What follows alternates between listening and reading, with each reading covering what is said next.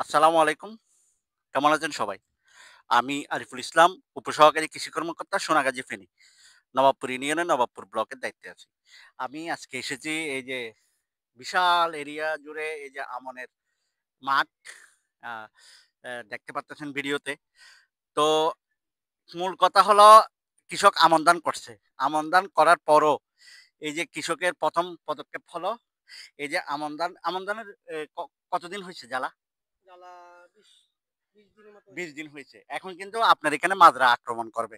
তাহলে আপনাকে আমি কি পরামর্শ দিছি বলেন তো? ওই যে সময় লাগানোর জন্য। এটা কেন দিছি? এটা পোকার জন্য। হ্যাঁ, এই যে ঢালটা দেখতেছেন দর্শকরা, এই যে এই ঢালে পাখি নিয়মিত এখানে বসবে।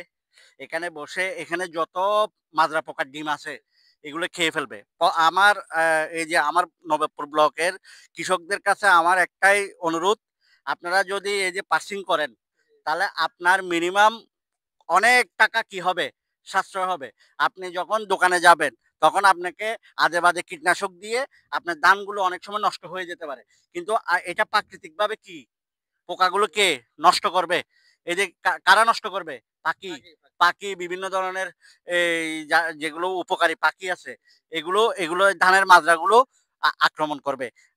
আক্রমণ করলে এই ডিমগুলো আর ফুটবে না। জি। আর এই ধরনের এই যে ধরেন আমি এখান থেকে এখন চলে যাব। চলে যাওয়ার পর দেখা যাবে যে পাখি এখানে এসে বসে গেছে। এখানে এই এই যে ধানের মাজরাগুলো খেয়ে ফেলবে।